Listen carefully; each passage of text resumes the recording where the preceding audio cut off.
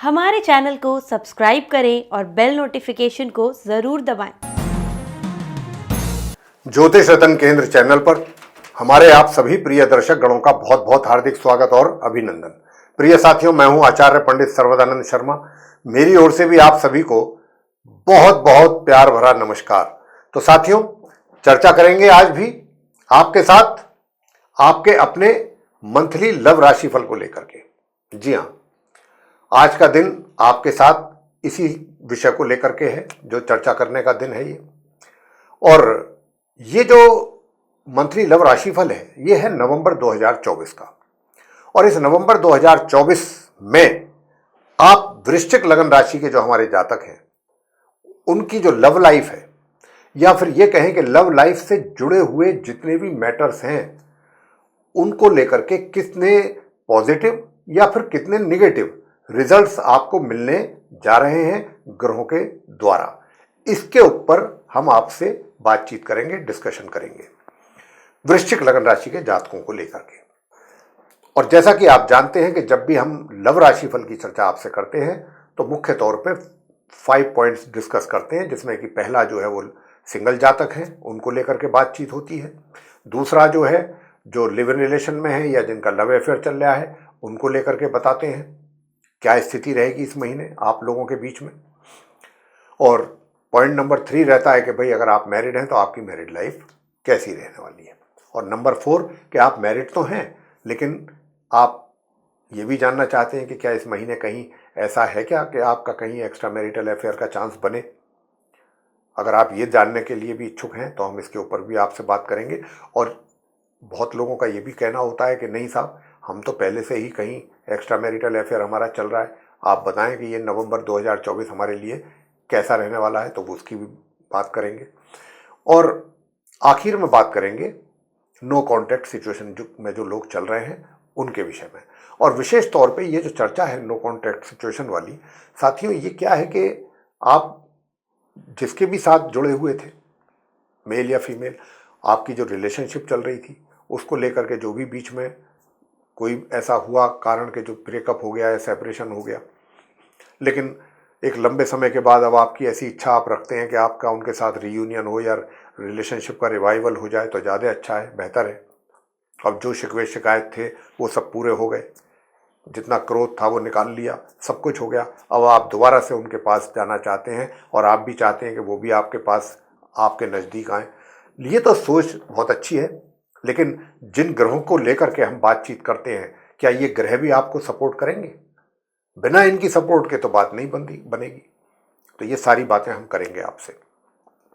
तो वृश्चिक लगन राशि के जो सिंगल जातक हैं, वो सिंगल जातक जिनके जीवन में अभी कोई नहीं आया है, मेल या फीमेल, या फिर कहें कि भाई आया तो था लेकिन कुछ समय आपके साथ रहा, जुड़ा रहा, फिर आपकी लाइफ से निकल गया और आप आज की डेट में बिल्कुल अकेले हैं, किसी के भी साथ आपका कोई संपर्क नहीं है।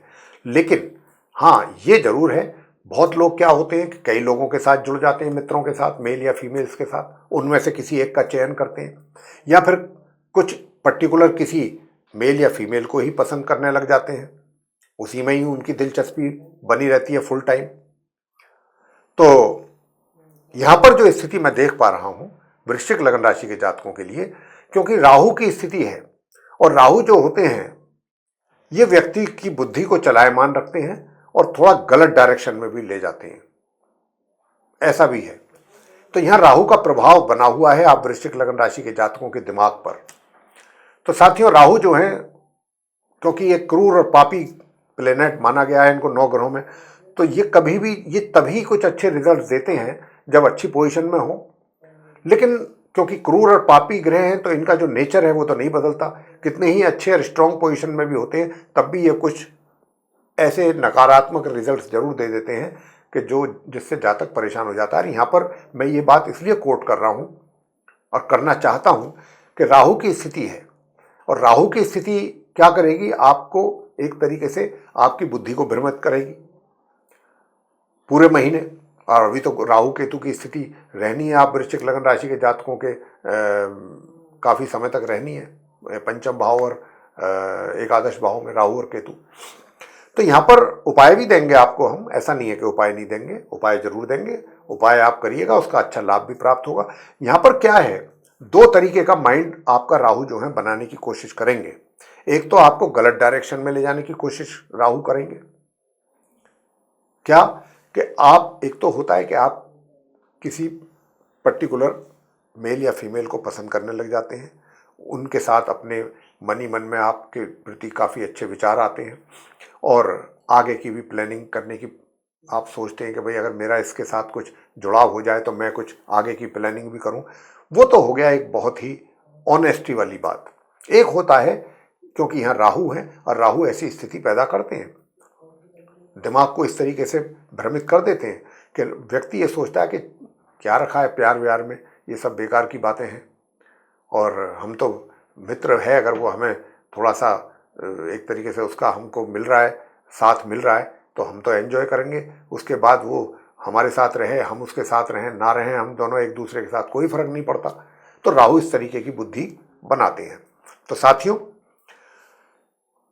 ये भी होता है कि आप पहले आपका कुछ सही चीज चलती हैं आपके जीवन में सही दिशा में, लेकिन बाद में फिर आपके द्वारा ही आप ही भ्रमित हो जाते हैं और आप फिर गलत डायरेक्शन पकड़ लेते हैं।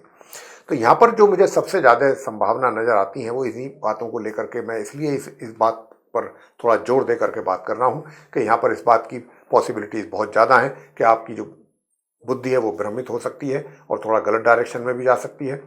और गलत डायरेक्शन में जा रही है तो फिर क्या है, फिर तो रिलेशन वाली तो बात रही नहीं, वहाँ तो फिर सिर्फ एक एन्जॉयमेंट वाली बात रह गई है। आप एन्जॉय करेंगे आज किसी के साथ, कल दूसरे के साथ, परसों तीसरे के साथ, तो वो तो फिर अलग चीज़ें हो जाती हैं और यहाँ पर उसी की संभावना ज़्यादा बनती है। लेकिन जो आपका मित्र होगा, ये तो मैंने आपकी मेंटलिटी की बात की है, अब जो आपका मित्र है वो आपके प्रति उसकी जो भावनाएं हैं वो बहुत सही होंगी, पॉजिटिव होंगी।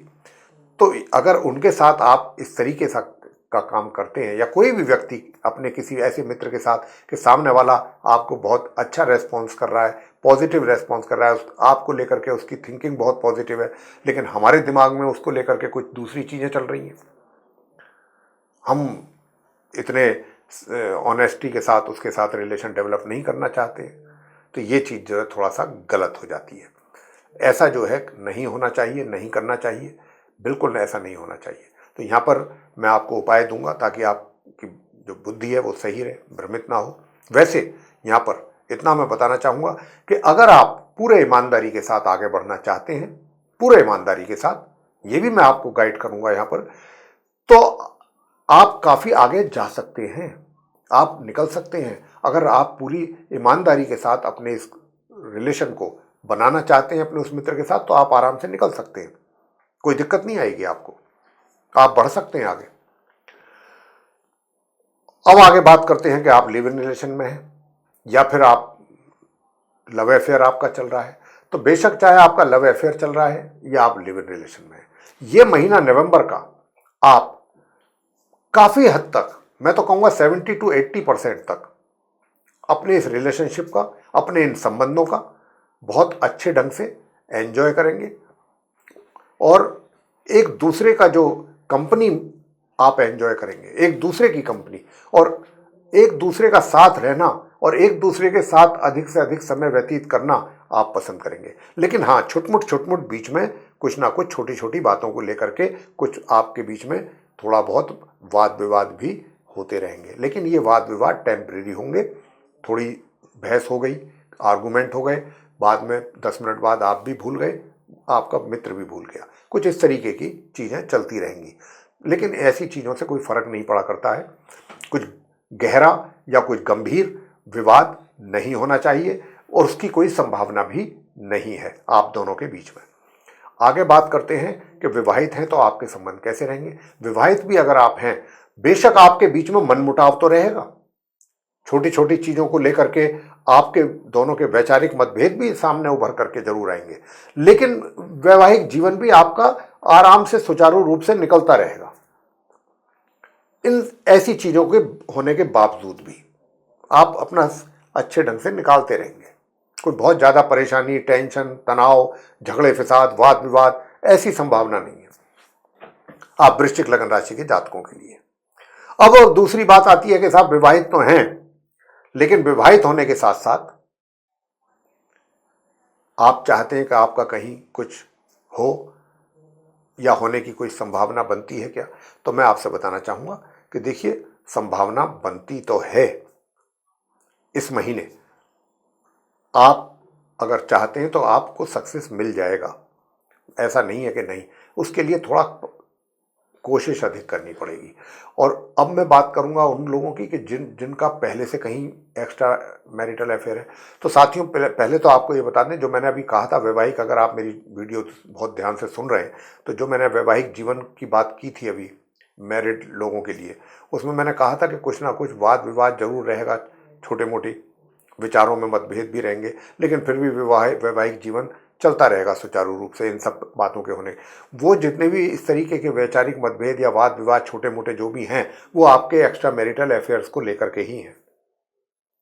लेकिन क्योंकि आप अपनी बुद्धिमानी का काफी अच्छा परिचय देने वाले हैं इस महीने, तो अपनी बुद्धिमानी के बल पर आप चीजों को बहुत अच्छे ढंग से मैनेज कर लेंगे, हैंडल कर लेंगे चीजों को, चाहे वो आपका एक्स्ट्रा मैरिटल अफेयर हो, चाहे आपकी मैरिड लाइफ हो।